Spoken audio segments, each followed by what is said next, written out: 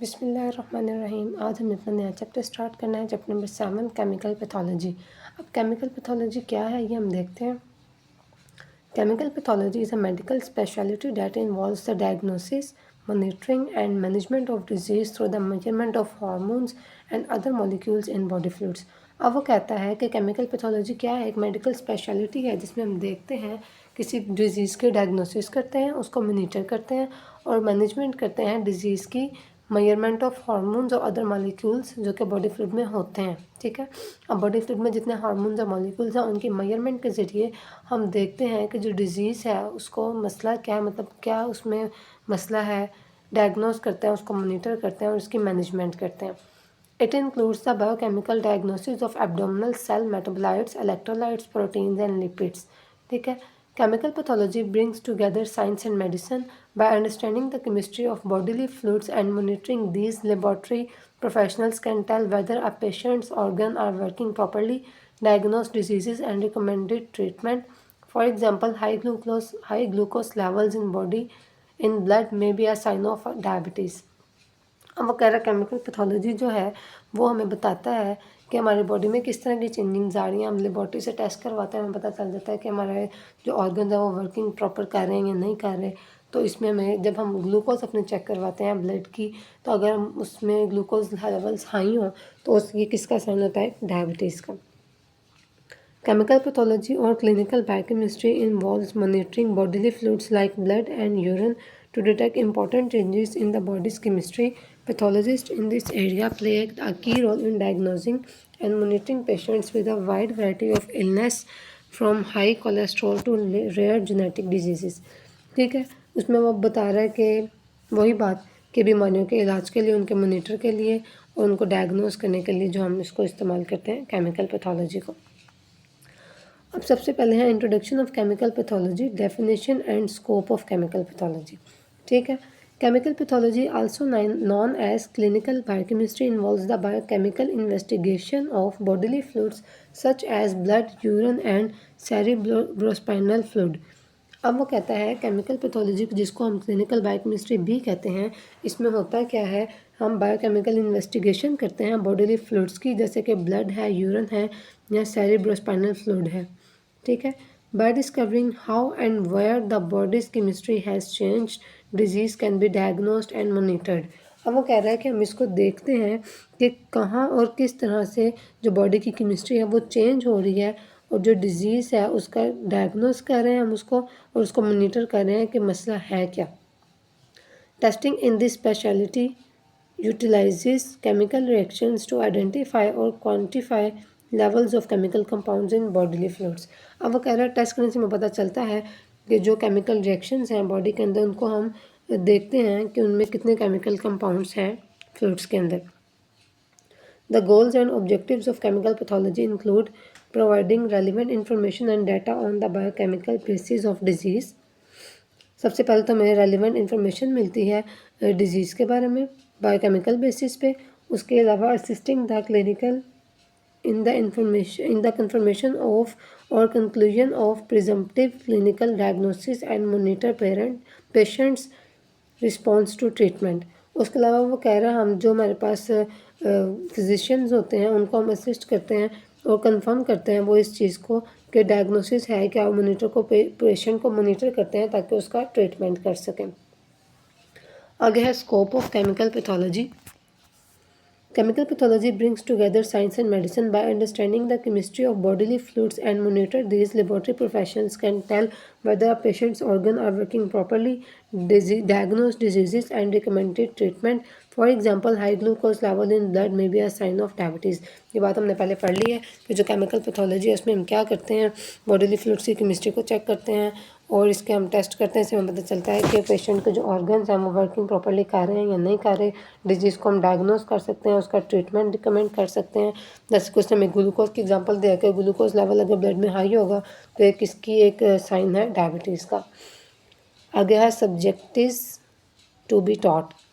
Medical lab technology or MLT is an allied healthcare branch of science that deals with clinical laboratory investigations for the diagnosis of various diseases। अब MLT जो है वो एक health care branch है science की जो कि clinical laboratory investigation में डिजीज़ की डायग्नोसिस के लिए हम इसमें काम करते हैं, जैसे कि हम टेस्ट वगैरह करते हैं इसके अंदर। It involves the analysis of blood samples, other body fluids and tissues for the presence of foreign bodies and abnormalities. कि इसमें हम क्या करते हैं, ब्लड सैंपल्स को, बॉडी फ्लूइड्स को या टिश्यूज़ को हम एनालाइज करते हैं देखने के लिए कि इसके अंदर कोई फॉरेन बॉडीज़ या एबनॉर्मेलिटीज़ तो नहीं है बॉडी के अंदर। Nearly 85% of all medical decisions are based on the outcomes of these clinical investigation reports, as no treatment is possible without the proper and accurate diagnosis. अब ज़्यादातर हमारा यही होता है, हम डॉक्टर के पास जाते हैं, वो हमें कहते हैं कि टेस्ट करवाएं अपने। टेस्ट करवाने के लिए हम कहाँ जाते हैं, एमएलटी वालों के पास जाते हैं, लैब टेक्नोलॉजिस्ट के पास जाते हैं, और हम उसे अपना ब्लड सैंपल देते हैं, या जो भी हमारा इशू होता है वो हम उससे रिजॉल्व करते हैं, और इस इन्वेस्टिगेशन की बुनियाद पर ट्रीटमेंट होता है। अगर प्रॉपर हमारे पास डायग्नोसिस ना हो तो हमारा ट्रीटमेंट भी नहीं हो सकता।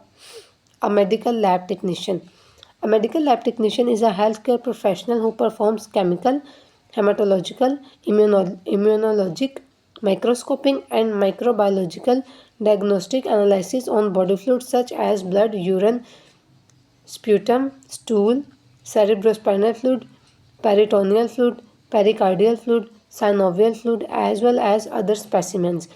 अब वो कह रहा है, एक मेडिकल लैब टेक्नीशियन एक ऐसा हेल्थ केयर प्रोफेशनल होता है जो कि केमिकल, हेमाटोलॉजिकल, इम्यूनोलॉजिकल, माइक्रोस्कोपिक और माइक्रोबायोलॉजिकल डायग्नोसिस करता है। किसके ऊपर, बॉडी फ्लूइड्स के ऊपर, जैसे कि ब्लड है, यूरिन है, और ये बाकी सारे जो फ्लूइड्स हैं, ये स्पेसिमेंस हैं, इन सब के ऊपर वो ये टेस्ट करता है, परफॉर्म करता है, ताकि वो डायग्नोस कर सके कि मसला क्या है। Medical laboratory scientist and medical lab technicians work in clinical laboratories at hospitals, reference laboratories, biotechnology laboratories and non clinical industrial labs. ये सारे जो हैं वो इन जगहों पे काम करते हैं, मेडिकल लैब साइंटिस्ट या मेडिकल लैब टेक्नोलॉजिस्ट। आगे है various disciplines of medical laboratory technology courses. In the modern era of medical science, medical laboratories keep upgrading the existing diagnostic techniques and adopting new high-tech technologies. With the involvement of special investigations and sophisticated computerized equipments, various disciplines of laboratories are grown day by day. Also, there are various disciplines wherein a laboratory technician discharges his her duties, namely. अब वो कह रहा है कि इसमें different जो है वो डिसिप्लिन्स हैं। अब वो कह रहा है कि जैसे साइंस तरक्की कर रही है, हर चीज़ अपग्रेड हो रही है, नई नई चीज़ें आ रही हैं, और इसके लिए हमारे पास नए कंप्यूटर्स इक्विपमेंट्स भी हैं, और इसकी वजह से जो है लेबॉर्ट्रीज हैं वो डे बाय डे ग्रो कर रही हैं। अब उसने हमें कुछ बता दिए हैं डिसिप्लिन इसके अंदर। सबसे पहले है pathology, next is micro pharmacology, microbiology, forensic medicine, human anatomy and physiology, clinical biochemistry, molecular medicine, blood bank and immuno haematology. ठीक है, ये जो हैं वो टेक्नीशियंस के डिसिप्लिन हैं, मतलब ये डिफरेंट उनके लेवल्स हैं कि इन ब्रांचेज में जो हैं वो काम करते हैं, अपनी ड्यूटीज़ करते हैं। आगे है roles and responsibilities of a medical lab technician. अब इसके क्या रोल्स हैं, the roles and responsibilities of a medical lab technician after completing a laboratory technician course would be the following. अब क्या क्या उसकी रिस्पॉन्सिबिलिटीज़ हैं या रोल्स हैं। Collection of specimens like blood, urine, stool, sputum, semen, tissues and body fluids for various biochemical, microbiological, pathological, blood bank, hematological investigations। अब सबसे पहले तो वो स्पेसिमन को कलेक्ट करता है, चाहे वो ब्लड हो, यूरिन हो, स्टूल हो या कुछ भी हो, और उस पर वो अपने टेस्ट करता है, इन्वेस्टिगेशन करता है इन सब चीज़ों से, बायोकेमिकल, माइक्रोबायोलॉजिकल, पैथोलॉजिकल, इन सब चीज़ों से वो इन पे इन्वेस्टिगेशंस करता है। ठीक है, assisting to make an accurate diagnosis for proper treatment, वो एक एक्यूरेट डायग्नोसिस करता है ताकि एक प्रॉपर ट्रीटमेंट हो सके। Early disease detection, they make cultures of body fluids and tissue samples to determine the presence of bacteria, viruses and fungi. ठीक है, अब वो अर्ली डिटेक्शन करता है डिजीज़ की, कल्चर्स बनाता है बॉडी फ्लूइड्स के, टिश्यू सैंपल्स के, ताकि उसमें देख सके कि उसमें बैक्टीरिया, वायरसेस या फंजाई क्या है। Perform investigations for differential diagnosis, differential diagnosis के लिए इन्वेस्टिगेशंस परफॉर्म करता है। Control the development of contagious disease के कंट्रोल डेवलप करता है।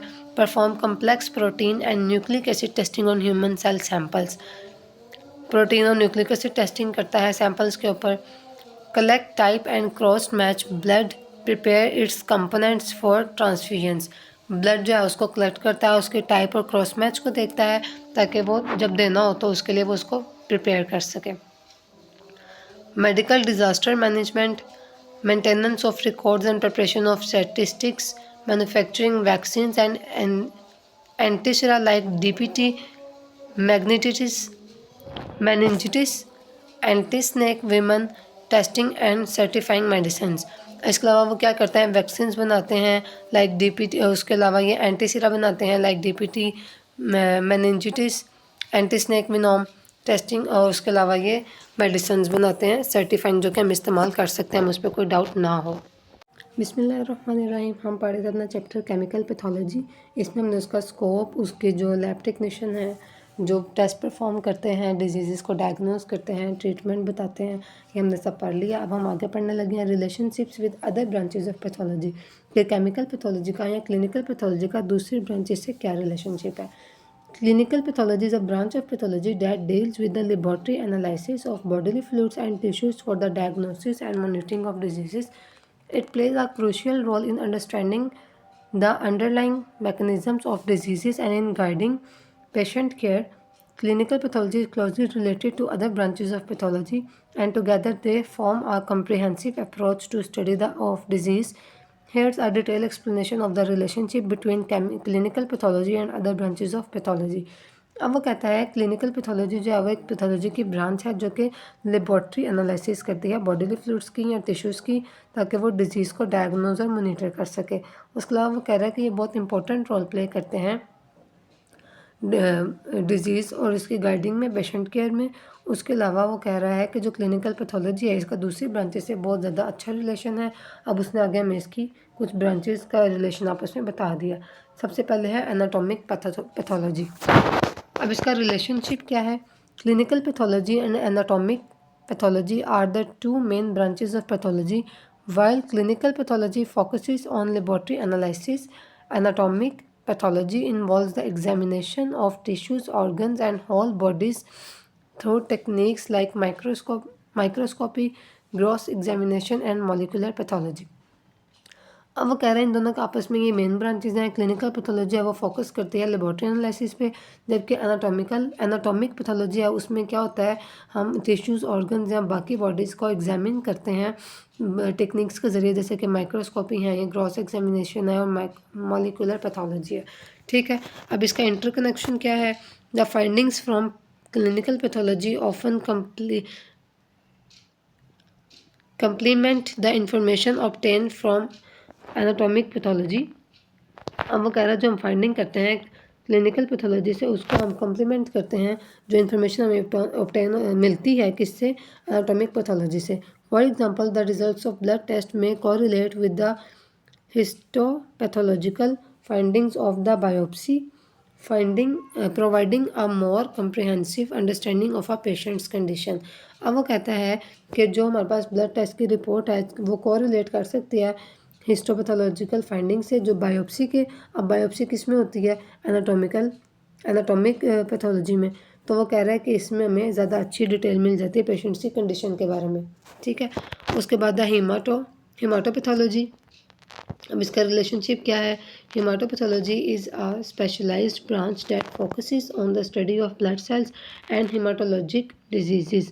अब हिमा से पता चल रहा है कि ब्लड वाला होगा हिसाब, तो इसमें क्या होता है, ये फोकस करता है ब्लड सेल्स पे और हिमाटोलॉजिकल डिजीज़ पे।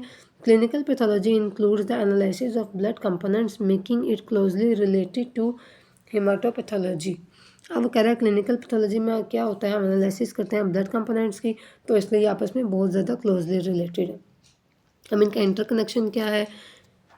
हिमाटोपैथोलॉजिस्ट interpret blood smears, bone marrow aspirates, and other hematologic tests, working closely with clinical pathologists who provide data on complete blood counts, CBC, coagulation studies, and blood chemistry. Together, they contribute to the diagnosis and management of blood disorders. अब वो कह रहा है कि haematologist जो हैं, हेमाटोपैथोलॉजिस्ट जो हैं, वो हमें ब्लड स्मेयर्स, बोन मैरो एस्पिरेट्स और हेमाटोलॉजिकल टेस्ट के बारे में इंफॉर्मेशन बताते हैं, जो कि क्लोजली वर्किंग होती है। इसमें क्लिनिकल पैथोलॉजिस्ट इस पे ही काम कर रहे होते हैं, जो कि हमें बताते हैं CBC टेस्ट के बारे में, कोएगुलेशन स्टडीज़ के बारे में। तो वो कह रहा है कि अगर हम इन दोनों को कोरिलेट करते हैं तो ये हमें ब्लड डिसऑर्डर्स के डायग्नोसिस और मैनेजमेंट में अच्छा किरदार अदा करेंगे। आगे है माइक्रोबायोलॉजी। रिलेशनशिप क्या है इसका? Clinical microbiology deals with the identification and characterization of micro organisms causing infection. अब इसमें क्या होता है कि इसमें हम आइडेंटिफिकेशन करते हैं या कैरेक्टराइजेशन करते हैं माइक्रो ऑर्गेनिजम्स की जो कि इन्फेक्शन कॉज करते हैं। Clinical pathology often involves the analysis of body fluids for the presence of pathogens. अब वो कह रहा है कि इसमें हम बॉडी फ्लूइड के एनालिसिस करते हैं पैथोजेंस की प्रेजेंस को देखने के लिए। अब इसका इंटरकनेक्शन क्या है? Clinical pathologist collaborate with microbiologist to identify infectious agents through techniques like cultures, molecular diagnostics and serological tests. The results help guide appropriate antimicrobial therapy and infection control measures. अब वो कह रहा है जो क्लिनिकल पैथोलॉजिस्ट है वो collaborate करते हैं माइक्रोबायोलॉजिस्ट के साथ ताकि वो आइडेंटिफाई कर सकें इन्फेक्शियस एजेंट्स को टेक्निक्स के ज़रिए, जैसे कि कल्चर्स हैं, मोलिकुलर डायग्नोस्टिक्स हैं और सेरोलॉजिकल टेस्ट हैं। तो ये हमें एंटी माइक्रोबियल थेरेपी और इन्फेक्शन कंट्रोल के बारे में अच्छी गाइडलाइन देते हैं। आगे है केमिकल पैथोलॉजी और क्लिनिकल केमिस्ट्री। अब इसका रिलेशन क्या है?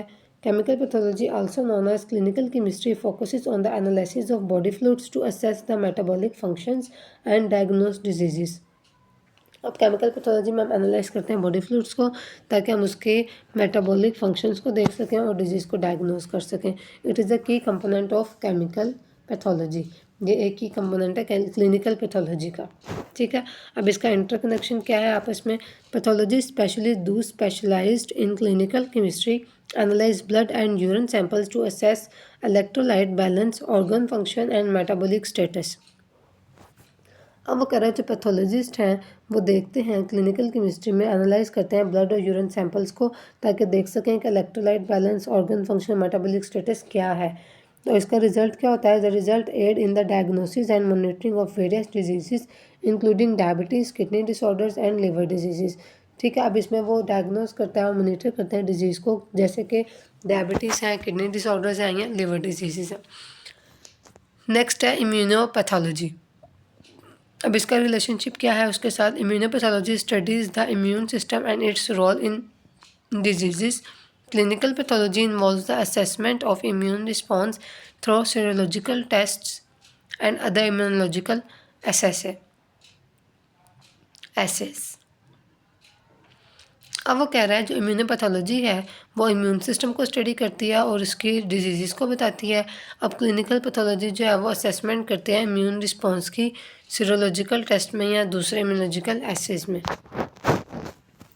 अब इसका इंटरकनेक्शन क्या है? Clinical pathologist collaborate with immunopathologist to understand the immune status of patients, for example autoimmune diseases, allergies and immunodeficiencies are conditions where both branches contribute to a comprehensive diagnosis. अब clinical pathology जब वो collaborate करती है इम्यूनोपैथोलॉजिस्ट के साथ ताकि immune status देख सके पेशेंट्स का, जैसे कि ऑटो इम्यून डिजीज़ है, एलर्जीज़ हैं या इम्यूनोडेफिशिएंसीज़ हैं, इन दोनों ब्रांचेस जो हैं ये इसमें अच्छा रोल प्ले करते हैं हमें बताने में। आगे है मॉलिक्यूलर पैथोलॉजी। अब इसका रिलेशनशिप क्या है?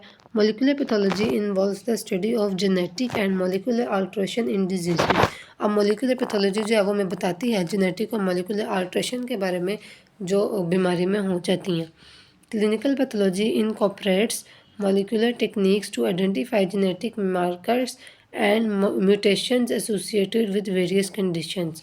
अब वो कह रहा है जो क्लिनिकल पैथोलॉजी है वो इनकॉर्पोरेट करती है मॉलिक्यूलर टेक्निक्स के साथ ताकि वो जेनेटिक मार्कर्स को आइडेंटिफाई कर सके और म्यूटेशंस को बता सके जो कि वेरियस कंडीशंस में हो जाती हैं। आगे इसका इंटरकनेक्शन है। Clinical pathology specially those involved in molecular pathology use techniques like polymerase chain reaction, DNA sequencing and gene expression analysis to detect genetic abnormalities. अब इसमें हम मॉलिक्यूलर पैथोलॉजी में क्या करते हैं कि इसमें जो है हम टेक्निक्स इस्तेमाल करते हैं, जैसे PCR है, DNA सीक्वेंसिंग है और जीन एक्सप्रेशन एनालिसिस है ताकि हम जेनेटिक एबनॉर्मेलिटीज़ को डिटेक्ट कर सकें। तो इसमें हम क्या करते हैं, तो जो इन्फॉर्मेशन है ये हमें बताती है कि हम कौन सी मेडिसिन लें और कौन सी थेरेपी करवाएं तो जो हमारी जो चेंज हैं वो सही रहें, हमारी जेनेटिक अबनॉर्मलिटीज़ जो हैं वो ठीक हो जाए। इन summary, clinical pathology is an integral part of the border field of pathology, and its close collaboration with other branches ensures a comprehensive and accurate approach to disease diagnosis, monitoring, and management. The synergy between these branches is essential for providing valuable insights into the nature and progression of various medical conditions. ठीक है, अब वो कह रहा है जो chemical pathology है वो इंटीग्रल पार्ट है और बॉर्डर फॉर्म है पैथोलॉजी की, और इसकी जो बाकी ब्रांचेज हैं उनसे इसकी जो कोलैबोरेशन है उससे हमें पता चलता है कि हम बहुत सारी जो हमारे पास बीमारी हैं उनको हम डायग्नोस, मोनीटर या मैनेजमेंट उनके कर सकते हैं। और दूसरा ये हमारे पास नेचर को या जो दूसरी मेडिकल कंडीशंस हैं उसमें ये बहुत ज़्यादा अहम किरदार अदा करें। ठीक है, बिस्मिल्लाहिर्रहमानिर्रहीम। हम पढ़े थे अपना चैप्टर केमिकल पैथोलॉजी। रिसेंट हमने पढ़ा है केमिकल पैथोलॉजी जो है क्लिनिकल पैथोलॉजी, उसका बाकी ब्रांचेस से किस तरह की कोलैबोरेशन है, क्या उसका रिलेशन है बाकी ब्रांचेस के साथ। अब हमने पढ़ना है लेबॉर्ट्री इक्विपमेंट के बारे में कि जब हम लेबॉर्ट्री में काम कर रहे हैं उसमें हमारे पास कौन कौन से इक्विपमेंट्स इस्तेमाल होते हैं। Laboratory equipment refer to the many devices of equipment used in the laboratory to carry out specific task। अब वो कह रहा है जो लेबॉर्ट्री इक्विपमेंट्स हैं वो बहुत सारी डिवाइसेस जो है इक्विपमेंट्स की जो हम लेबॉर्ट्री में इस्तेमाल करते हैं स्पेसिफिक टास्क करने के लिए। These tools are main to for use by scientist, students, professors and medical professionals. ये इस्तेमाल करते हैं सारे। Some scientific lab equipment is used for weighting materials, mixing and creating solutions, and cleaning containers. Any experiment must be performed with care to prevent injury. To ensure safety and properly carry out an experiment, it is essential to understand the names and purposes of lab equipment। ठीक है, अब क्या क्या इस्तेमाल करते हैं हमने ख्याल रखना है हर चीज़ का, क्लीनिंग का, और कोई इंजरी ना हो, सेफ्टी का हमने ध्यान रखना है। तो इसके लिए जो हम इक्विपमेंट्स इस्तेमाल करते हैं वो हमारे पास लैब में ये आगे लिखे हुए हैं उसमें, और उनके यूजेस बताएंगे। सबसे पहले है microscope. A microscope is a common laboratory instrument use to observe items that are too small to see with the human eye. अब वो कह रहा है जो माइक्रोस्कोप है वो एक कॉमन लेबोरेटरी इंस्ट्रूमेंट है जो कि हम इस्तेमाल करते हैं बहुत छोटी चीज़ों को देखने के लिए जो कि हमें ह्यूमन आई से इस्तेमाल नज़र नहीं आती। A light microscope examines a small object by using light and a set of magnifying lenses। अब वो करें जो लाइट माइक्रोस्कोप है वो इस्तेमाल करती है लाइट को और लेंसेज को और हमें चीज़ को बड़ा करके दिखाती है। An electron microscope uses electrons to magnify an image. Microscope दो तरह के होते हैं, लाइट माइक्रोस्कोप और इलेक्ट्रॉन माइक्रोस्कोप। लाइट माइक्रोस्कोप जो है वो लाइट को इस्तेमाल करती है इमेज देने के लिए, और इलेक्ट्रॉन माइक्रोस्कोप इलेक्ट्रॉन्स को इस्तेमाल करती है इमेज को मैग्नीफाई करने के लिए। सेकेंड है test tube. A test tube is a lab vessel often used to carry and mix liquid chemicals. A test tube is shaped like a finger and has one open end. There are many various sizes of test tubes, but the common size is 18 × 150 millimeter। ठीक है, वो test tube कह रहा है जो हम इसको इस्तेमाल करते हैं लिक्विड मिक्सचर्स को लिक्विड केमिकल्स को कैरी या मिक्स करने के लिए। उसके अलावा ये एक यू शेप की फिंगर लाइक एक होती है टेस्ट ट्यूब होती है, इसका एक हैंड ओपन होता है। उसके अलावा इसके वेरियस साइजेस होते हैं लेकिन जो सबसे कॉमन है वो 18 × 150 मिलीमीटर है। आगे है watch glass. A watch glass is a common kind of chemical lab tool. It is a concave piece of glass that's often used to store solid, evaporate liquid and heat any amount of substances। ठीक है, उसने कहा watch glass जो हमारे पास एक chemical lab tool है जो कि कनकेव पीस है ग्लास का, जो कि हम लिक्विड सॉलिड को स्टोर करने के लिए, लिक्विड को वापरेट करने के लिए या छोटी अमाउंट पे सब्सटेंस को हीट करने के लिए इस्तेमाल करते हैं। अगर उसने बताया common laboratory operators names and there uses, ये उसने हमें दिखा दी हैं। सबसे पहले बीकर है, उसके बाद क्रूसिबल है, बैलेंस है, फनल्स हैं, वॉल्यूमेट्रिक फ्लास्क है, स्प्रिंग बैलेंस है, मैग्नीफाइंग ग्लास है, वॉच ग्लास है, स्पैचुला है, wash bottle, ammeter, brushes for test tube, dropper, microscope, test tube, burette, tongs, thermometer, measuring cylinder, Bunsen burner. ये उसने हमें सब चीज़ों के नाम और उनकी शक्ल दिखा दिया कि चीज़ें किस तरह की होती हैं। ठीक है, आगे है crucible. The crucible is a tiny container made of porcelain. It also includes a cover that is designed to keep smoke particles inside.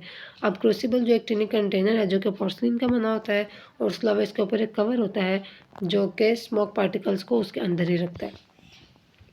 Next है volumetric flask.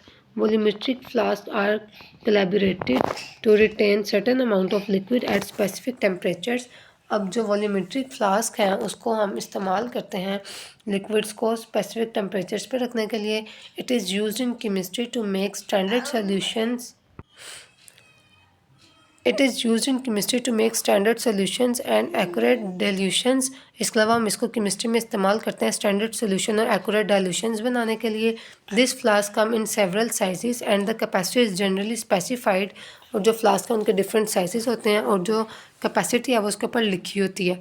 Depending on how many solutions are required, 50 ml, 125 ml, 250 ml, 500 ml और 1000 ml volumetric flask. और इसके जो है वो different solutions के requirement की base पे हम अपने फ्लास्क यूज़ करना है जिनके डिफरेंट मेजरमेंट्स उसने हमें बता दिए। नेक्स्ट हमारे पास है beakers. Similar to test tube, beakers are use to heat, mix and store different types of materials. अब वो कह रहा है टेस्ट ट्यूब की तरह जो बीकर्स हैं उनको भी हम यूज़ करते हैं हीट करने के लिए, मिक्स करने के लिए या स्टोर करने के लिए डिफरेंट मटेरियल्स को। Beakers are cylindrical containers without rounded bottoms and have a spout and flat base. They are also available in several sizes. अब वो कह रहा है जो बीकर्स हैं वो सिलेंड्रिकल कंटेनर्स होते हैं विदाउट राउंडेड बॉटम्स और इनका जो है नीचे वाली बेस है वो फ्लैट होती है।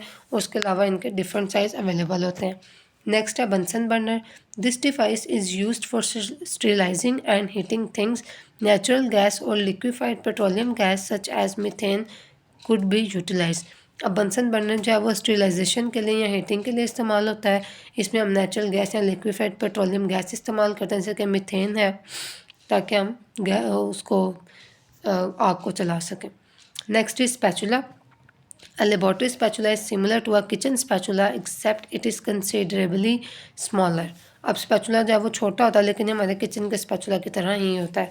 Spatulas are tiny hand held instruments for scooping और एंड ट्रांसफरिंग सॉलिड्स, जो कि सॉलिड को स्कूपिंग या ट्रांसफ़र करने के लिए इस्तेमाल होता है।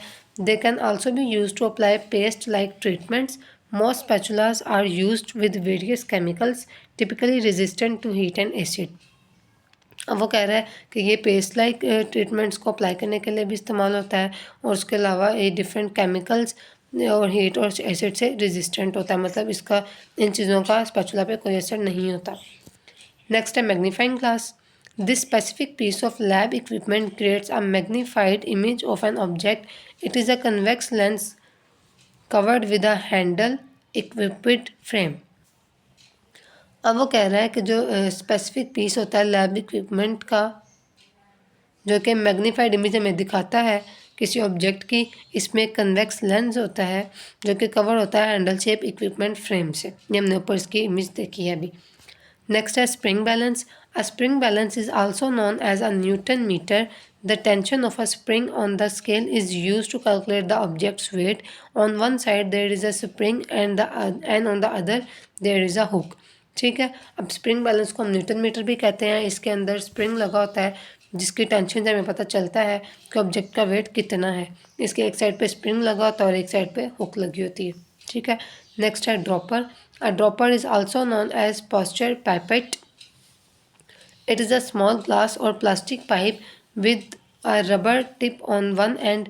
Its purpose is to give little volumes of liquids one drop at a time. ठीक है, ड्रॉपर जो है उसको हम पास्चर पाइपेट भी कहते हैं और इसके अलावा ये ग्लास का बना होता है छोटा या प्लास्टिक का बना होता है जिसके एक साइड पे रबर की टिप होती है और इसका पर्पज़ क्या होता है स्मॉल अमाउंट में लिक्विड्स को लेना drop by drop. Next, a measuring cylinder. This instrument is used to determine the volume of a liquid. It is collaborated with each marker indicating the quantity of chemical used. अब measuring cylinder में हम क्या करते हैं, ये volume determine करने के लिए इस्तेमाल होता है और उसके अलावा इसके ऊपर जो है वो मार्कर से लगा होता है क्वांटिटी की आइडेंटिफिकेशन के लिए कि कितना केमिकल यूज़ हुआ है। This glassware is cylindrical and narrow as the name indicates. ठीक है, ये ग्लास का बना होता है, नैरो होता है, सिलेंड्रिकल होता है, जो कि इसके नाम में पता चल रहा है कि मेजरिंग सिलेंडर है। आ गया thermometer. Laboratory thermometers are almost identical in that they measure the temperature of substances and have a high level of accuracy। ठीक है, अब वो कह रहा है जो थर्मोमीटर्स हैं वो आइडेंटिकल होते हैं और ये मेजर करते हैं टेम्परेचर को सब्सटेंसेस के और बहुत हाई लेवल ऑफ एक्यूरेसी से मेजर करते हैं। नेक्स्ट है burette, a chemical laboratory equipment used to dispense volumes of material. It is often used in titrations. The stopcock is located at the bottom of the long graded tube. The burets are 50 ml, 25 and 10 ml। अब वो कह रहा है burette जो है वो इस्तेमाल होती है वॉल्यूम को देखने के लिए मटेरियल्स का, इसको हम टाइट्रेशन में इस्तेमाल करते हैं। इसके अलावा जो स्टॉप कॉक इसके ऊपर लगी होती है बॉटम में ट्यूब के ऊपर, उससे हम इसका जो है मेजर करते हैं। इसके अलावा जो ब्यूरेट है वो 50, 25 और 10 ml में पाई जाती हैं। उसके बाद है balance. Because certain experiment demand correct quantities of ingredient, solids are often weight before use. अब वो कह रहा है कि हमें एक्सपेरिमेंट में चीज़ों की करेक्ट क्वांटिटीज़ चाहिए होती हैं, सॉलिड्स की, इंग्रेडिएंट्स की, और सॉलिड्स जो हम इस्तेमाल करते हैं वेट करने के बाद। A balance is a device that is used to consider materials. The most popular balance that are analytical and top loading balances। उसके अलावा वो कह रहे हैं कि हम इसको मटेरियल को कंसिडर करने के लिए इस्तेमाल करते हैं और जो इसके बैलेंस के टाइप्स हैं वो कौन कौन से एनालिटिकल और टॉप लोडिंग बैलेंसेस। उसके बाद है funnels. Funnels are another essential kind of device. ये भी एक मेरे पास अच्छी डिवाइस है। They are use to transfer chemicals into small mouthed receptacles. अब वो कह रहा है फ़नल को हम इस्तेमाल करते हैं ट्रांसफ़र करने के लिए केमिकल्स को। अब वो कह रहे हैं इसको हम इस्तेमाल करते हैं केमिकल्स को ट्रांसफ़र करने के लिए। Filter, thistle and falling funnels are some of the various types and each has a specific purpose. अब वो कह रहे हैं ये सारे जो है वो फनल्स की टाइप है और हर एक का एक स्पेसिफिक पर्पस है।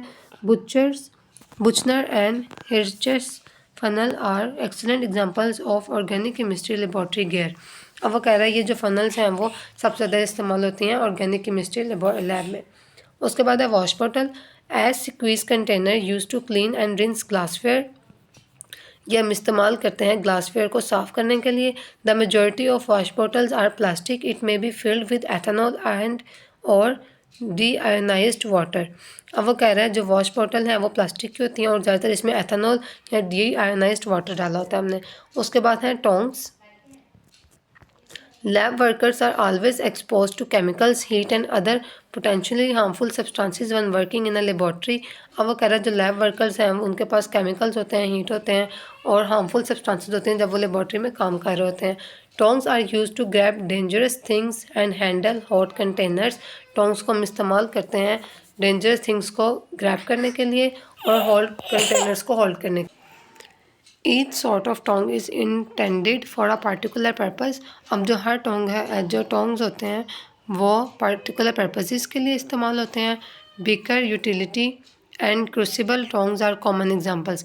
मतलब हर चीज़ के लिए अलग अलग तरह के टोंग्स बने होते हैं। आगे है ammeter. This is a piece of equipment that is present in every physics lab. An ammeter is a tool to gauge how much electricity moves across a circuit. अब वो कहता है जो एमीटर है वो फिज़िक्स लैब में पाए जाते हैं। उसके अलावा एमीटर का काम क्या है कि ये चेक करता है कि कितनी इलेक्ट्रिसिटी मूव हो रही है सर्किट में से। Brushes for test tubes. Test tubes, flasks and beakers are cleaned using cleaning brushes. After usage, all equipment should be cleaned and safely stored। ठीक है, ये हमारे सारे जो थे लैब के जो इक्विपमेंट्स थे हम इस्तेमाल करते हैं वो हमने सारे इसमें पढ़। बिस्मिल्लाहिर्रहमानिर्रहीम। हम पढ़े थे अपना चैप्टर केमिकल पैथोलॉजी, जिसमें हमने देख लिया केमिकल्स के उसकी पैथोलॉजी के बारे में। उसके अलावा हमने एमएलटी के बारे में, उसके अलावा हमने उसमें देखा लैब टेक्नीशियन, लैब इक्विपमेंट्स के बारे में। अब हमने आगे पढ़ना है रिएजेंट्स के बारे में। A laboratory reagent can be described as a substance used to measure, detect or create other substances during a chemical reaction। अब एक रिएजेंट जो है उसको हम क्या कह सकते हैं कि एक ऐसी चीज़ है जो कि मेजर करता है, डिटेक्ट करता है और क्रिएट करता है दूसरी चीज़ों को केमिकल रिएक्शन के दौरान। A reagent is a compound or mixture added to a system to cause a chemical reaction।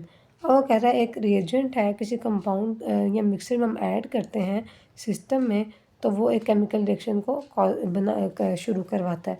A reagent or compound can facilitate a reaction and they are used in most widely used test.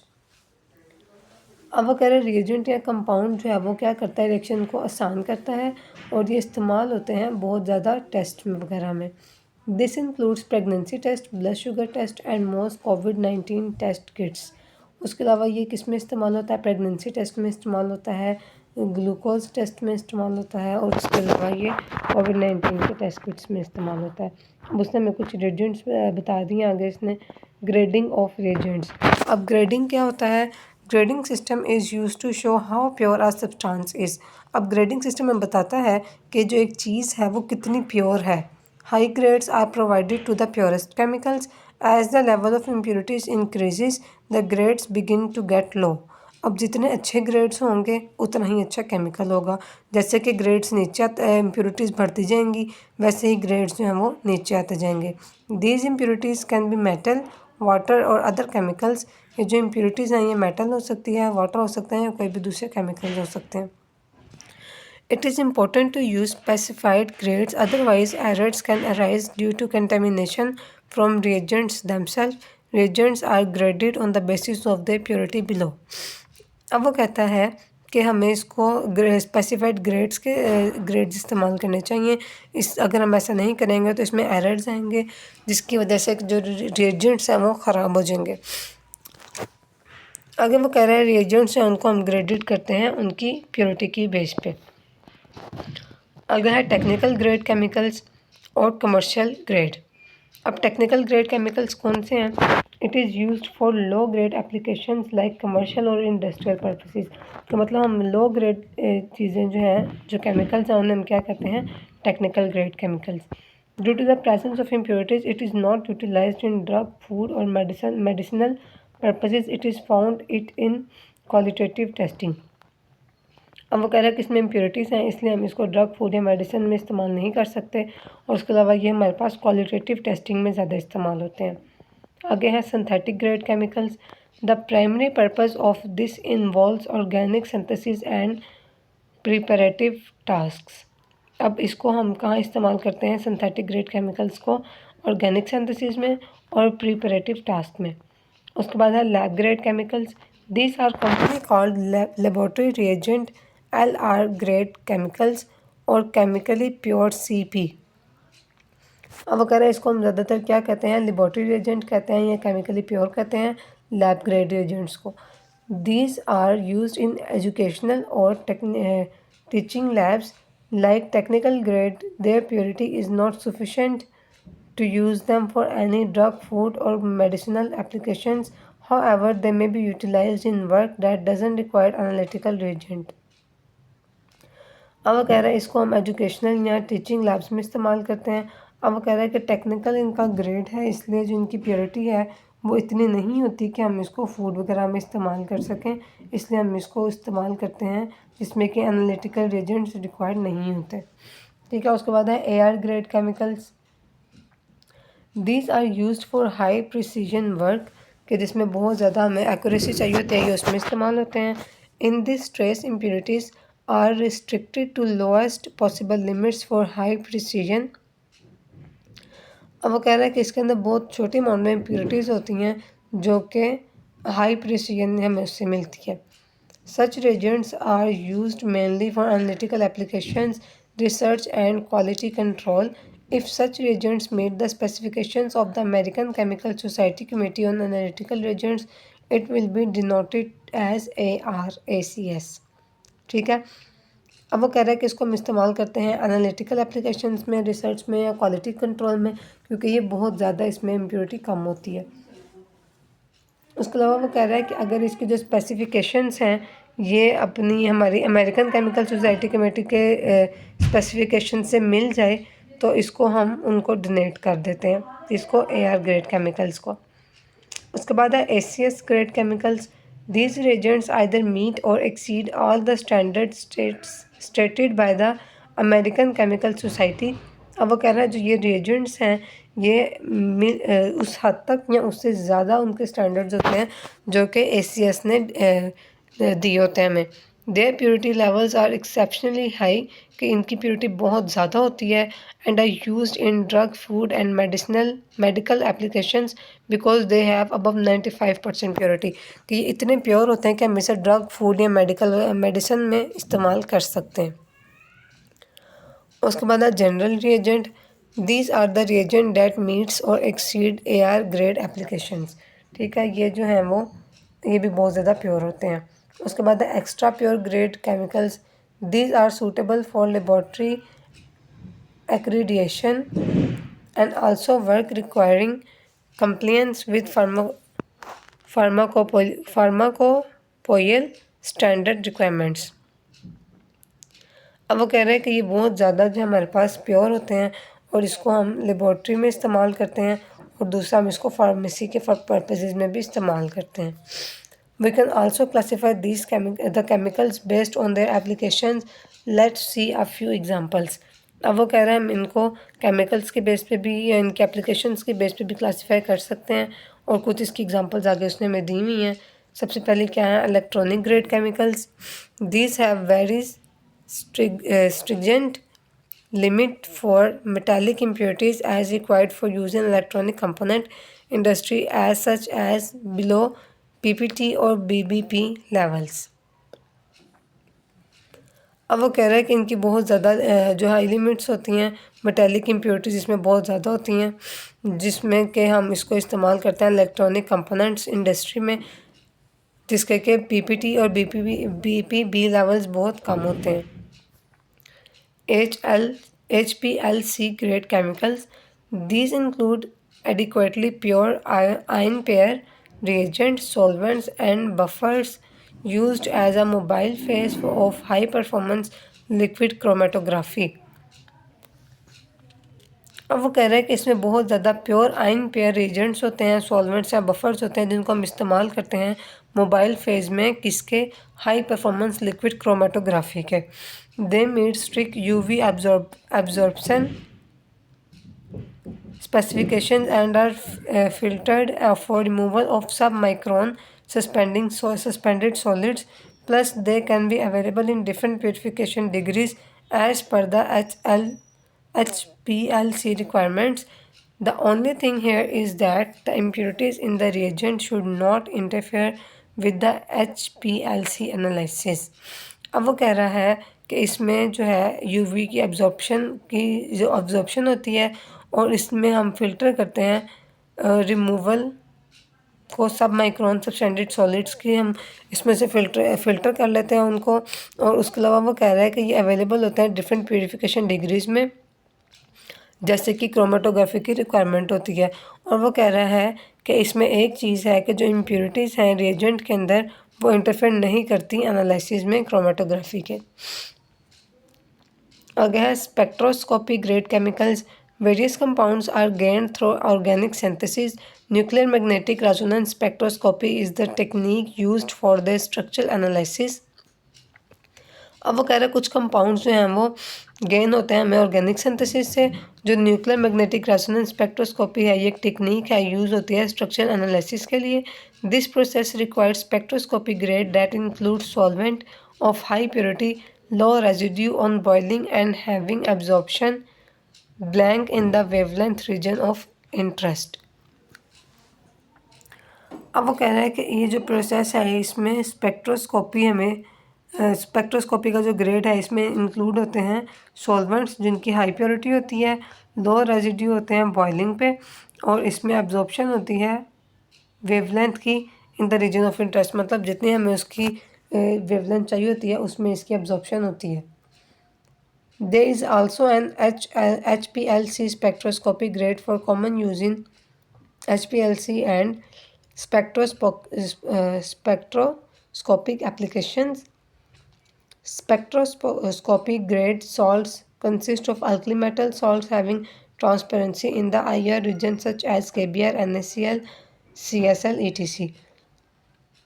अब वो कह रहा है कि जो spectroscopic grade salts हैं वो किससे बने होते हैं, अल्कली मेटल्स के, और इनकी ट्रांसपेरेंसी होती है IV रीजन में। ये हम आगे चीज़ें देखेंगे। और इसमें कौन सी उसने एग्जांपल दिया है, KBr, NaCl और CSl। उसके बाद है nano grade. These meet ACS grade specifications. They are used for extraction and pre-concentration applications. आगे है residue grade solvents. These solvents suitable for pesticide residue analysis. ठीक है, आगे उसने मैं conclusion बता दिया है. Precision is of utmost importance of laboratory testing कि हमारे पास जो है वो इम्पोर्टेंस किसकी है, प्रिसीजन की लेबॉर्ट्री टेस्टिंग में. मतलब उसमें एक्यूरेसी होनी चाहिए, एक मतलब वो ठीक होने चाहिए. The choice of the right grade of reagent is essential for the application in hand and it is also important to use reagent from the same source of high precision of tests. ठीक है, हम इसको इस्तेमाल करते हैं application reagents को जिसकी हमें ज़रूरत होती है और हम उसको प्योरिटी की फॉर्म में इस्तेमाल करते हैं और ताकि हमारे पास जो रिज़ल्ट हैं वो हाईली प्रिसाइज हो. ठीक है, बिस्मिल्लाहिर्रहमानिर्रहीम. हमने अपने रिएजेंट्स के बारे में पढ़ लिया था. अब हम पढ़ेंगे जब हम पढ़ेंगे अपने फ्लेम फोटोमीटर के बारे में. अब फ्लेम फोटोमीटर क्या है? Flame photometer is a technique used for quantitative elemental analysis. कि हम फ्लेम फोटोमीटर को इस्तेमाल करते हैं किसके लिए? क्वांटिटेटिव एलिमेंटल एनालिसिस के लिए. It is particularly useful in measuring alkali and alkaline earth metals such as sodium, potassium, calcium and lithium. अब वो कह रहा है ये इस्तेमाल होते हैं अल्कली और alkaline earth metals को मेजर करने के लिए, जैसे कि सोडियम, पोटाशियम, कैल्शियम और लिथियम है. By subjecting a sample to a flame, the energy provided excites the atoms or ions present, causing them to emit light at specific wavelengths. This emitted light is then measured and correlated to the concentration of the element in the sample. अब वो कह रहा है जो हम sample है उसको हम फ्लेम में रखते हैं और हम उसको एनर्जी प्रोवाइड करते हैं ताकि जो है वो एटम्स को आयंस को एक्साइट कर सके. और उसके बाद एक्साइटेशन के बाद क्या होता है कि जो सैंपल है वो लाइट एमिट करता है स्पेसिफिक वेवलेंथ्स पे. अब जो लाइट एमिट हो रही होती है उसको हम मेजर करते हैं और कोरिलेट करते हैं अपनी कंसनट्रेशन के साथ जो एलिमेंट की होती है सैंपल में. अब इसका वर्किंग प्रिंसिपल क्या है? Working principle of a flame photometer. The flame photometry principle is based on measuring the intensity of emitted light when a metal is introduced to the flame. अब वो कहता है कि जो हमारे पास फ्लेम फोटोमीट्री का प्रिंसिपल है उसमें हम क्या करते हैं, जो लाइट एमिट हो रही होती है उसका हम इंटेंसिटी को मेजर करते हैं जब एक मेटल को हम इंट्रोड्यूस करते हैं फ्लेम के साथ. The colour of the wavelength and it's intensity both reveal information about the elements present in the given sample and their relative concentrations respectively. अब वो कह रहा है जो वेवलेंथ का कलर है और जो उसकी इंटेंसिटी है कि दोनों हमें इन्फॉर्मेशन देते हैं एलिमेंट के बारे में जो कि सैंपल के अंदर प्रेजेंट होता है और इसकी कंसंट्रेशन के बारे में. ठीक है, when alkali and alkaline earth metal compounds are placed into the flame, they break down into atoms. These neutral atoms receive energy from thermal energy and are then stimulated to a higher energy level. अब वो कहते हैं जब alkali और alkaline compounds को place करते हैं flame में तो ये अपने एटम्स में टूट जाते हैं. अब ये न्यूट्रल एटम्स एनर्जी रिसीव करते हैं थर्मल एनर्जी से और ये स्टिमुलेट हो जाते हैं हाई एनर्जी लेवल पे. However they are not stable at greater energy levels. As a result these atoms which are unstable at greater levels return to the ground state. When these atoms return to their ground state, they emit radiation of the specific wavelength primarily in the visible range. अब वो कह रहा है जब ये excite हो जाते हैं हायर लेवल पे तो ये उस पर स्टेबल नहीं होते तो उसके नतीजे में क्या होता है कि ये अनस्टेबल होने की वजह से अपने ग्राउंड स्टेट में आ जाते हैं और जब हायर लेवल से ग्राउंड स्टेट में आते हैं तो ये एमिट करते हैं रेडिएशंस को स्पेसिफिक वेवलेंथ पे जो कि हमें विजिबली नज़र आ रही होती हैं. When a solution containing a significant amount of a metal is injected into the flame, the following events occur in fast succession. सबसे पहले हम लिक्विड सैंपल डालते हैं, उसके बाद उसमें फॉर्मेशन ऑफ ड्रॉपलेट्स बनते हैं, उसके बाद उससे फाइन रेजिड्यू बनता है, उसके बाद फॉर्मेशन ऑफ न्यूट्रल एटम्स बनते हैं, उसके बाद excitation of atoms by thermal energy होता है और उसके बाद एमिशन ऑफ रेडिएशन और स्पेसिफिक वेवलेंथ होता है. मतलब ये सारे प्रोसेस होते हैं प्रोसीजर होता है किसके अंदर, जब हम सैंपल को फ्लेम पे रखते हैं और जब रेडिएशन निकलते हैं उसके दरमियान में ये सारा काम हो रहा होता है. The working principle of a flame photometer involve several essential steps. अब इसके स्टेप्स हमारे पास आ गए हैं. सबसे पहला क्या है, sample introduction. The sample solution is introduced into the flame through the atomiser. कि हम एटोमाइज़र के ज़रिए अपना जो सैंपल सोल्यूशन है उसको हम फ्लेम पे इंट्रोड्यूस करते हैं. The solution is typically aspirated और nebulised ensuring a fine spray for efficient atomisation. अब वो कह रहा है जो सोल्यूशन है इसको हम एस्पिरेट करते हैं, नेबुलाइज करते हैं ताकि फाइन स्प्रे हो सके किसका, एफिशिएंट एटमाइजेशन के लिए, मतलब एटम बनने के लिए फाइन स्प्रे हो सके। Atomisation and desolvation, as the sample enters the flame the solvent evaporates leaving behind the dissolved elements in the form of atoms or ions. The high temperature of the flame further excites these atoms or ions. अब वो कहता है जो sample है वो enter होता है किसमें, जब हम फ्लेम पे रखते हैं तो जो सॉल्वेंट है वो वेपोरेट होता है और डिज़ोल्व हो जाता है एलिमेंट्स के अंदर in the form of atoms और आइंस। तो जो हाई टेम्परेचर है फ्लेम का वो इनको एक्साइट्स कर देता है एटम्स और आइंस को। उसके बाद क्या होता है, emission of light, the excited atoms और ions in the flame emit light at specific wavelengths characteristic of the elements present in the sample. अब वो क्या करता है, जो एक्साइट एटम्स और आयंस होते हैं वो लाइट को एमिट करते हैं स्पेसिफिक वेवलेंथ्स पे जो कि करेक्टरिस्टिक होते हैं उन एलिमेंट्स की प्रेजेंट इन द सैंपल का, मतलब सैंपल के अंदर जो एलिमेंट्स प्रेजेंट हैं उनके मुताबिक वो स्पेसिफिक वेवलेंथ्स जो है वो एमिट करते हैं।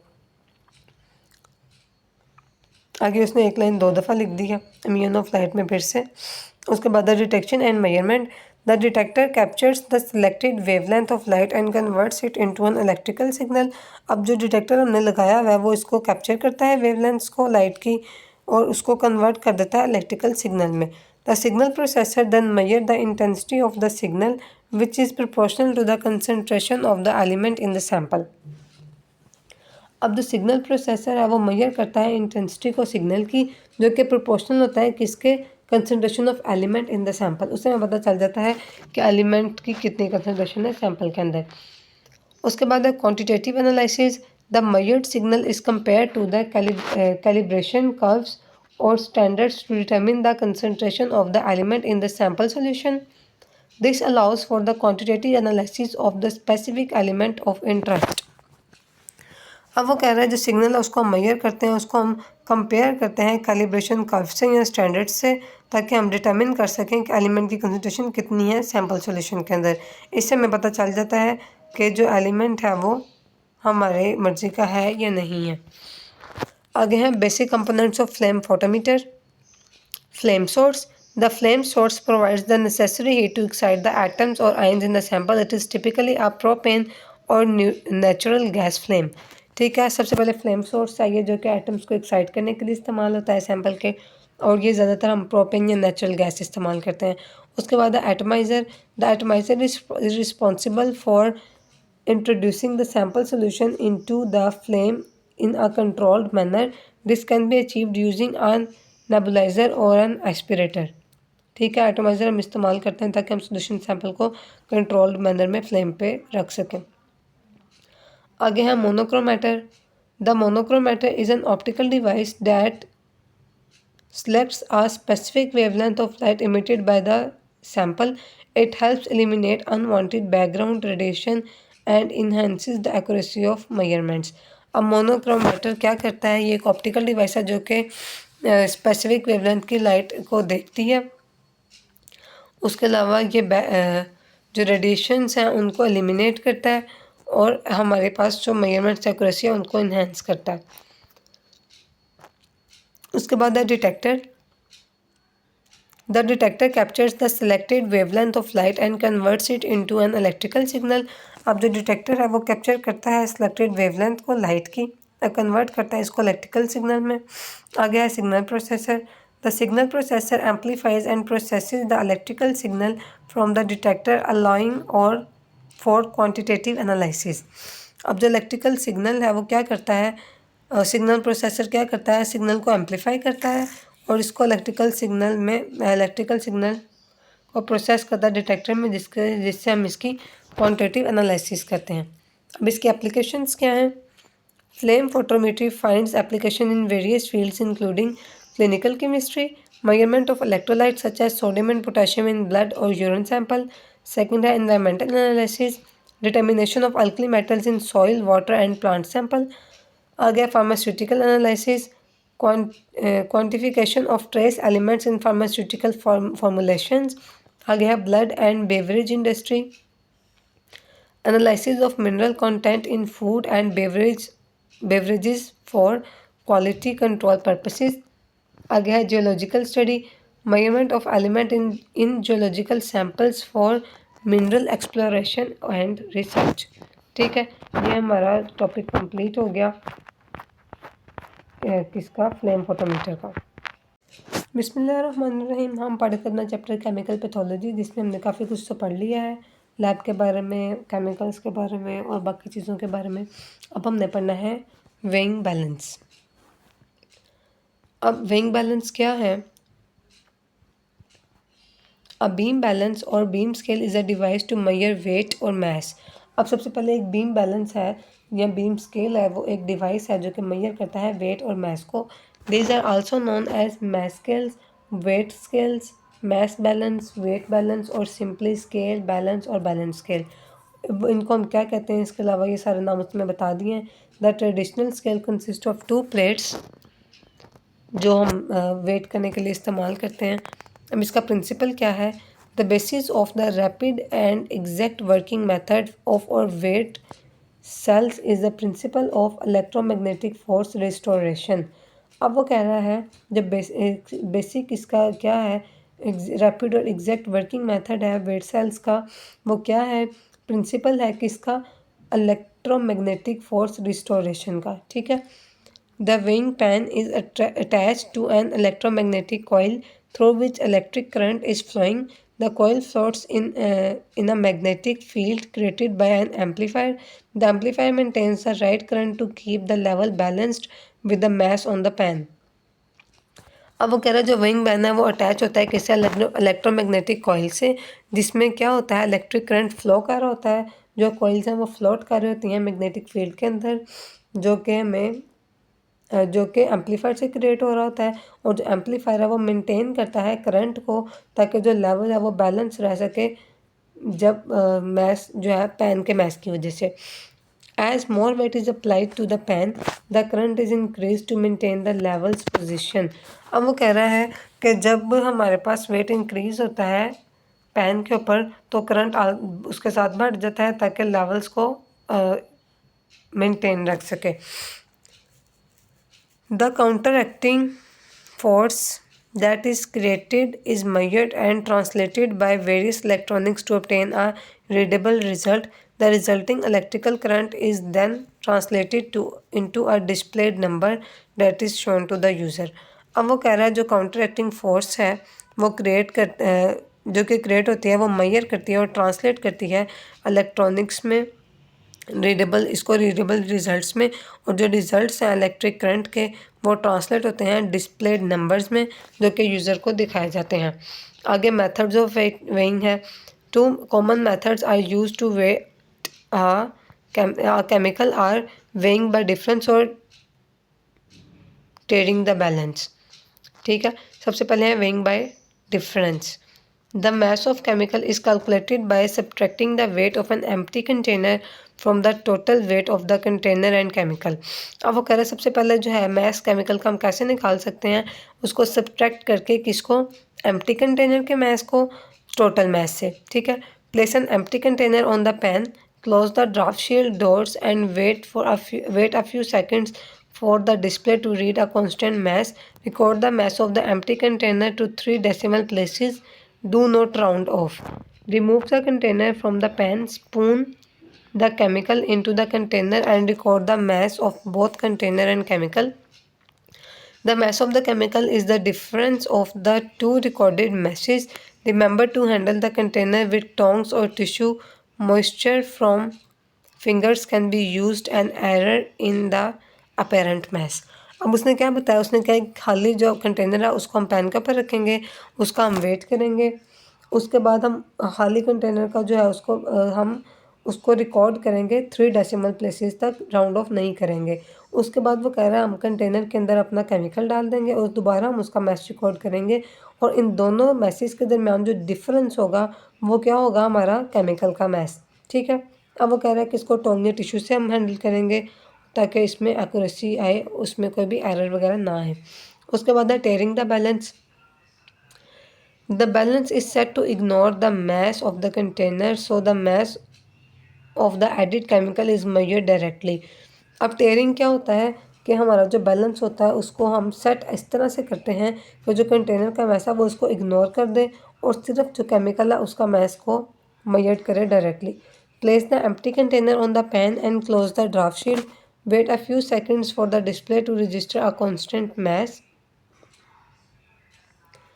Press the bar so the display reads 0.000 gram. The balance is now set to ignore the mass of the container.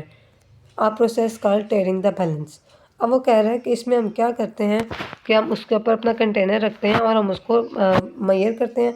उसके बाद हम प्रेस करते हैं अपना टेयरिंग को ताकि जो हमारा मैस है वो ज़ीरो हो जाए। इसका मतलब क्या होता है कि जो बैलेंस है वो सेट हो गया कि उसने कंटेनर के मैस को इग्नोर कर दिया। इसको हम क्या कहते हैं? टेयरिंग।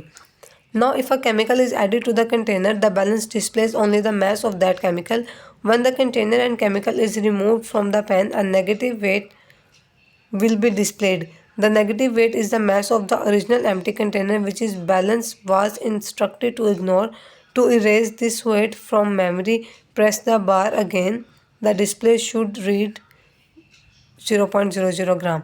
अब वो कह रहा है हम अपना केमिकल डालेंगे। जब केमिकल डालेंगे तो पहले हमने उसकी टेयरिंग कर दी है, तो केमिकल जो है वो सिर्फ डालने के बाद हमें जो बैलेंस है वो केमिकल का मैच शो करेगा।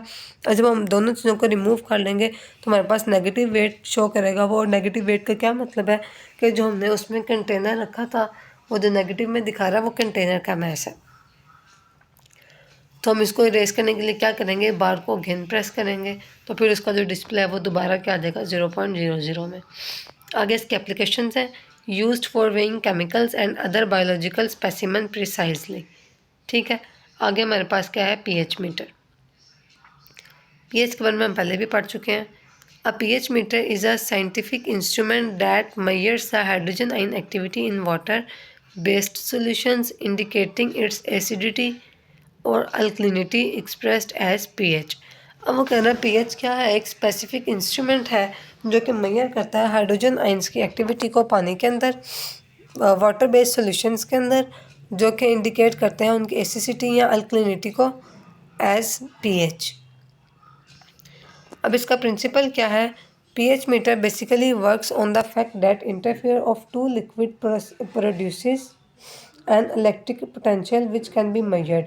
In other words, when a liquid inside an enclosure made of glass is placed inside a solution other than that liquid, there exists an electrochemical potential between the two liquids. अब वो कह रहा है जो pH meter है वो basically work करता है इंटरफेरेंस पे टू लिक्विड्स की जो कि प्रोड्यूस करते हैं इलेक्ट्रिक पोटेंशियल जिसको हम मेजर कर सकते हैं। अब दूसरे अल्फाजों में क्या है कि जब एक लिक्विड है ग्लास के अंदर उसको हम प्लेस करेंगे सॉल्यूशन के अंदर दूसरे लिक्विड के, तो उसमें क्या होगा? इलेक्ट्रोकेमिकल पोटेंशियल होगा दोनों लिक्विड्स के दरमियान। तो इससे हम क्या कर सकते हैं? इसकी पीएच को मेजर कर सकते हैं। अब इसके कंपोनेंट्स क्या हैं? It is basically N electrode consisting of 4 components. सबसे पहले है a measuring electrode. It is a tube made up of glass and consist of a thin glass bulb welded to it, filled up with potassium chloride solution of non-pH of 7। अब वो कह रहा है ये एक ट्यूब है जो कि ग्लास की बनी होती है और इसमें थिन ग्लास बल्ब लगा होता है और इसको हम फिल करते हैं पोटेशियम क्लोराइड सॉल्यूशन से जिसकी कि पीएच क्या होती है? 7। It also contains a block of silver chloride attach to a silver element. इसमें वो कह रहा है सिल्वर क्लोराइड का एक ब्लॉक रखते हैं हम जो कि सिल्वर एलिमेंट से अटैच होता है। It generates the voltage use to measure pH of unknown solution. और ये हमारे पास वोल्टेज को जनरेट करते हैं हम इसमें ताकि हम पीएच को मेजर कर सकें अननोन सॉल्यूशन की। उसके बाद है reference electrode. It is a glass tube consisting of potassium chloride solution in intimate contact with the mercury chloride block at the end of potassium chloride. It is used to provide a stable zero voltage connection to the complete whole circuit. अब reference electrode क्या करता है? ये glass tube है जिसमें कि potassium chloride solution होता है जो कि कॉन्टैक्ट में होता है किसके साथ? मर्करी क्लोराइड ब्लॉक के साथ, जो कि किस पे होता है? एंड ऑफ पोटेशियम क्लोराइड के। उसके अलावा वो कह रहा है ये it is use to provide a stable zero voltage connection to complete the whole circuit. और इसको हम स्टेबल ज़ीरो वोल्टेज कनेक्शन के साथ जोड़ते हैं, जो कि हमारे पास एक होल कंप्लीट सर्किट बना देता है। आगे है pre amplifier. It is a signal conditioning device that and converts the high impedance pH electrode signal to a low impedance signal. It strengthens and stabilizes the signal, making it less susceptible to electrical noise. अब वो कह रहा है इसमें एक signal लगा होता है जो कि सिग्नल कंडीशनिंग डिवाइस है, जो कि कन्वर्ट करते हैं high impedance pH electrode signal को लो इम्पीडेंस सिग्नल में, और इसको स्ट्रेंथ तो स्टेबलाइज करते हैं सिग्नल को ताकि वो लेस ससेप्टेबल हो इलेक्ट्रिकल नॉइज से। आगे है ट्रांसमीटर और analyser. It is use to display the sensors electrical signal and consisting of a temperature sensor to compensate for the change in temperature. अब वो कह रहा है ये डिस्प्ले करता है, डिस्प्ले करने के लिए इस्तेमाल होता है सेंसर्स के इलेक्ट्रिकल सिग्नल को, और कंसिस्ट होता है टेम्परेचर सेंसर पे ताकि कंपनसेट कर सके चेंज इन टेम्परेचर को। ये उसने मैं दिखा दिया। पीएच इलेक्ट्रोड्स लगे हुए हैं, एक तरफ सिल्वर क्लोराइड की टिप है, एक तरफ मर्क्यूरी क्लोराइड की टिप है, उसके अलावा एक लिक्विड जंक्शन है, इसके अलावा इसमें उसने केसीएल एलिमेंट डाला हुआ है, और एक तरफ इसने सिल्वर एलिमेंट डाला हुआ है। ठीक है, यहाँ से करंट गुजरता है और हम इसकी जो पीएच है उसको मेजर कर लेते हैं। आगे है protocol and working. The electrode is placed inside the beaker filled with the solution whose pH is to be measured. अब वो कह रहा है इलेक्ट्रोड को हम प्लेस करते हैं सोल्यूशन के अंदर जिसकी हमने पीएच मेजर करनी होती है। The glass bulb welded at the end of the element. Electrode consist of lithium ion doped to it, which makes it act as an ion selective barrier and allows the hydrogen ion from the unknown solution to migrate through the barrier and interacts with the glass, developing an electrochemical potential related to the hydrogen ion concentration. अब वो कह रहा है जो bulb उसके अंदर weld किया होता है हमने एंड पे इलेक्ट्रोड के, उसमें लिथियम आइंस होते हैं जिसको हमने लिथियम आइन से डोप किया होता है ताकि वो एक आइन सेलेक्टिव बैरियर के तौर पे काम कर सके, तो अलाउ कर सके हाइड्रोजन आइंस को कि वो अननोन सोल्यूशन में से माइग्रेट करें बैरियर के ज़रिए और इंटरेक्ट करें ग्लास के साथ और डेवलप करें एक इलेक्ट्रोकेमिकल पोटेंशियल जो कि हमें बताता है हाइड्रोजन आइंस की concentration. The measurement electrode potential thus changes with the hydrogen ion concentration. तो जो मेजरमेंट होती है इलेक्ट्रोड पोटेंशियल की वो चेंज होती है हाइड्रोजन आयंस की कंसनट्रेशन के साथ। On the other hand the reference electrode potential does not change with the hydrogen ion concentration and provides a stable potential against which the measuring electrode is compared.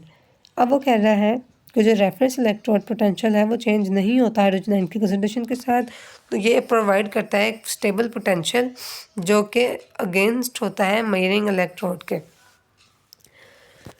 It consist of neutral solution which is allowed to exchange ions with the unknown solution through a porous separator thus forming low resistance connection to complete the whole circuit. अब वो कह रहा है कि ये एक neutral solution पे consist होता है जो कि अलाउ करता है आयन एक्सचेंज को अननोन सोल्यूशन में थ्रू अ पोरस सेपरेटर। तो इसके नतीजे में क्या होता है लो रेजिस्टेंस कनेक्शन बनता है ताकि सर्किट को वो कंप्लीट कर सके। The potential difference between the two electrodes give a direct measurement of hydrogen ion concentration or pH of the system and is first pre-amplified to strength in and then given to the voltmeter। तो जो potential difference है electrodes के दरमियान वो मैं direct measurement देता है hydrogen ions concentration की और पीएच सिस्टम की, और इसको हम प्री एम्पलीफाई करते हैं ताकि हम इसको स्ट्रेंथ कर सकें और देन हम इसको वोल्टमीटर की तरफ कन्वर्ट कर देते हैं। अब इसका फॉर्मूला क्या है, U is equals to EPH minus EREF। ठीक है, अब EPH क्या है voltage potential of measurement electrode, और EREF क्या है voltage potential of reference electrode.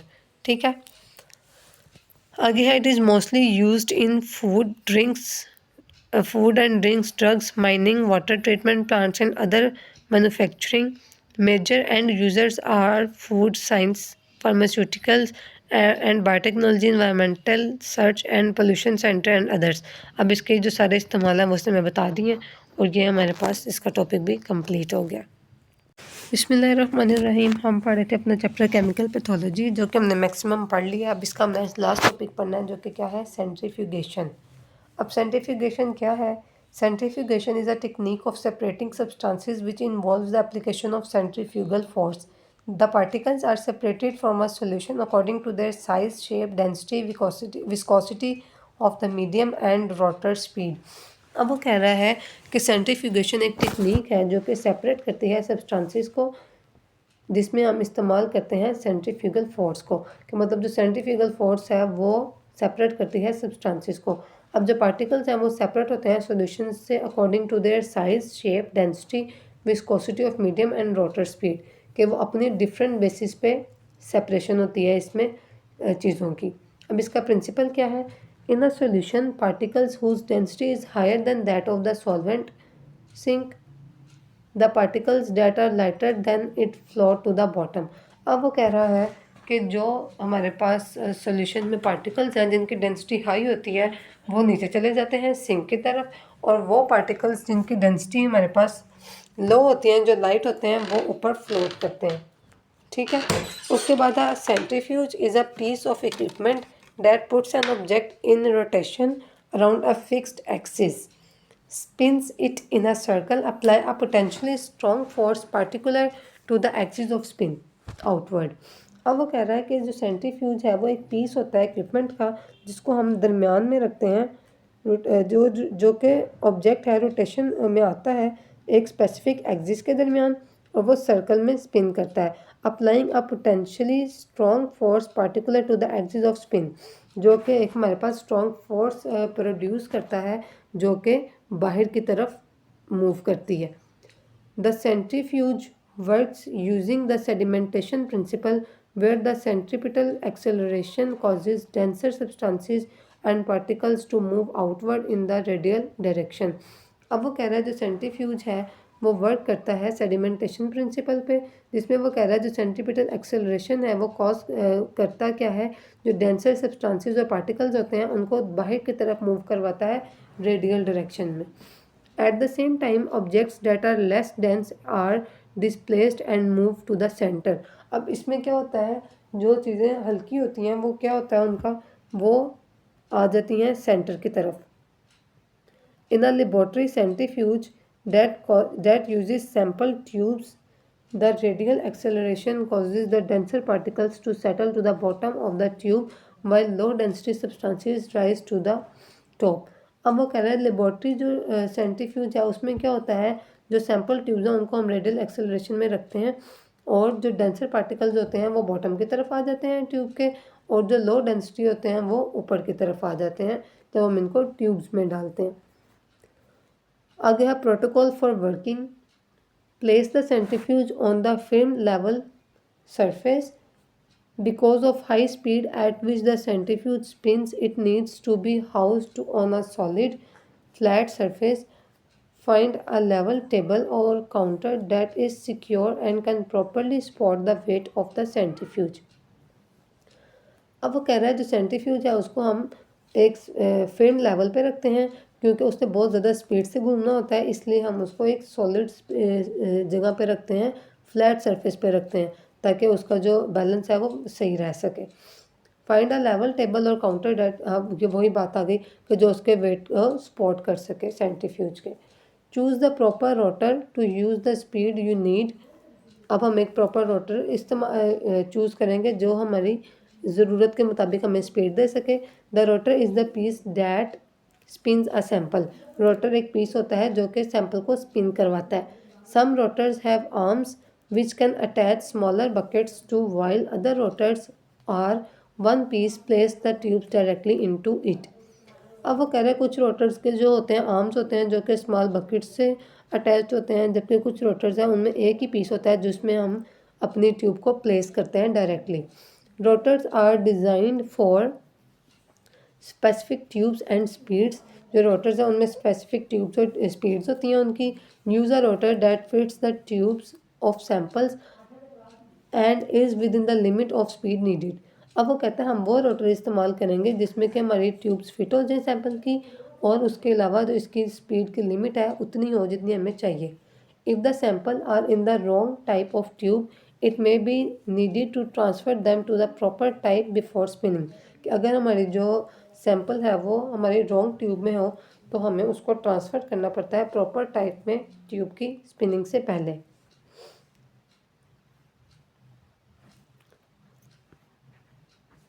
Load the tubes opposite each other in the centrifuge. If spinning only one sample, there is a need to make a balanced tube to load directly opposite to the sample tube. अब वो कहता है कि अब हम अपनी tubes को load करेंगे एक दूसरे के ऑपोजिट। अगर हमने एक स्पिन करनी है, एक सैंपल को हमने स्पिन करना है तो हम उसको बैलेंस करने के लिए एक खाली सैंपल ट्यूब जो है वो रख देंगे बिल्कुल उसके डायरेक्टली ऑपोजिट में ताकि उसका बैलेंस रहे। If spinning more than 2 tubes there are one directionally opposite with each other have to be equal in mass. अब वो कह रहा है कि अगर हमने ज़्यादा को सैंपल को करना हो एक टाइम पे स्पिन तो हम क्या करेंगे, हम उनको एक ही तरह की डायरेक्शन में रखेंगे ऑपोजिट, एक दूसरे से बिल्कुल डायरेक्शनली ऑपोजिट हो ताकि जो उनका मैस है वो इक्वल रहे। Enter the centrifugation speed. जब सेंट्रीफ्यूगेशन जो है वो अपनी स्पीड पकड़ लेगी, centrifugation speed is often given its rotations per minute और how many times a rotor completes a full rotation in 1 minute. अब वो कह रहा है जो सेंट्रीफ्यूगेशन स्पीड है वो हम बताते हैं किस तरह से, रोटेशंस पर मिनट पे आरपीएम या कितने रोटर्स ने कंप्लीट किया रोटेशन 1 मिनट के अंदर। Speed can also be given in relative centrifugal force और the G force on the rotor. अब वो कह रहा है स्पीड को हम इस तरह भी बता सकते हैं कि जो सेंट्रीफ्यूगल फोर्स है वो कितनी है उसकी, या जो जी फोर्स है रोटर की वो कितनी है। Modern day centrifuge are digital and have setting for both. अब ये जो है मॉडर्न हमारे पास जो सेंट्रीफ्यूजेस आ गए हैं वो डिजिटल हैं, वो हमें दोनों बता देते हैं। The speed at which sample is spin depends upon what you are spinning. Do some online research if you are not sure what speed to use. ठीक है, अब वो कहता है कि हमारे पास जो है वो हमें पता चल जाता है कि हमने कौन सा सैंपल डाला है, उसकी स्पीड हमें पता चल जाती है, सैंपल किस स्पीड पे स्पिन कर रहा है। और दूसरा वो कह रहा है आप इसमें ऑनलाइन सर्च कर सकते हैं अगर आपको नहीं पता कि आपने कितनी स्पीड यूज़ करनी है। Keep a safe distance while the centrifuge is running. अब वो कह रहा है जब सेंट्रीफ्यूज हो रहा हो, रनिंग कर रहा हो, तो उसे एक डिस्टेंस रखना चाहिए। बम्पिंग और moving the centrifuge during use can cause an imbalance और lead to injury. Larger centrifuges can spin at very high speeds and are extremely dangerous if they became unbalance. अब वो कह रहा है कि हमें इसमें एहतियात करनी चाहिए। अगर तो वो है वो उसमें बम्पिंग हो जाए या सेंट्रीफ्यूज जो है वो उसमें इम्बैलेंस हो तो उससे इंजरी हो सकती है। उसके अलावा वो कह रहे हैं जो लार्जेस्ट सेंट्रीफ्यूजेस होते हैं वो बहुत हाई स्पीड पे मूव करते हैं तो ये एक्सट्रीमली डेंजरस हो सकते हैं अगर वो इम्बैलेंस हो जाए तो। Turn off the centrifuge if it is wobbling. अगर तो उसमें वॉबलिंग हो रही हो तो हम इसको बंद कर देते हैं। After starting the centrifuge stay close until it gets up to full speed it in case it needs to be turn off. वो कह रहा है कि अगर इसमें वॉबलिंग हो रही हो तो स्टार्टिंग में हम उसके पास खड़े होते हैं जब तक वो अपने फुल स्पीड नहीं पकड़ लेती, तो अगर ऐसा कोई मसला हो तो हम उसे फ़ौरन से बंद कर देते हैं। When the centrifuge is not balanced, it may shake or wobble. This can damage the equipment and can also lead to injury in severe cases. अब वो कह रहे हैं कि अब सेंट्रीफ्यूज अगर बैलेंस ना हो तो वो शेक या वॉबल करेगा, इसके नतीजे में हमारे पास बहुत ज़्यादा नुकसान हो सकता है इक्विपमेंट का भी और बहुत ज़्यादा इंजरी भी हो सकती है। Open the lid only after the rotor is completely stopped. Many modern centrifuges have a lock on them that will not unlock until the rotor has complete to a stop. अब वो कह रहा है जो मॉडर्न सेंट्रीफ्यूजेस हैं इसमें एक lock होता है तो वो लॉक तब तक नहीं खुलता जब तक कि जो रोटर है उसका बिल्कुल स्टॉप ना हो जाए। Older centrifuges may not have this feature, so make sure the rotor is no longer moving before opening the lid. Do not touch the rotor while they are moving. Keep power cords away from the ground to avoid trip hazards that could move the centrifuge. अब वो कह रहा है कि हम उसको ढक्कन को बिल्कुल भी हाथ नहीं लगाते हैं, उसको बिल्कुल भी नहीं खोलते जब तक कि सेंट्रीफ्यूज अपना रोटर जो है वो मूव कर रहा हो। तो जो उसकी पावर कॉर्ड्स हैं उनसे हम अवेयर उसको हम दूर रखते हैं ताकि जो है वो नुकसान से बचा जा सके। Remove the tubes carefully after the centrifuge has completely stopped spinning. अब अपनी ट्यूब्स को हम निकाल लेंगे जब सेंट्रीफ्यूज मुकम्मल तौर पर रुक जाएगा। Tube should be remove gently so that the separate suspensions do not mix again. तो वो कह रहे ट्यूब्स को हम जेंटली रिमूव कर लेंगे ताकि जो सस्पेंशन है वापस से मिक्स ना हो। It should be observe if any of the samples have leaked or tubes broken, if a spill occur, clean the rotor and buckets immediately। अब वो कह रहा है हम ऑब्जर्व करेंगे अपने सैंपल्स को कि वो लीक तो नहीं है, ट्यूब तो ब्रोकन तो नहीं है। अगर ऐसा होगा तो हम अपने रोटर और बकेट्स को फ़ौरन से साफ़ कर लेंगे। ठीक है, ये हमने पढ़ लिया सेंट्रीफ्यूगेशन के बारे में। अब इस चैप्टर के एक ही क्वेश्चन है सिंपल सा, define chemical pathology and describe the parts of the flame photometer. अब बाकी इसके रेफरेंसेस हैं ये आपने देख लेने हैं। अल्लाह।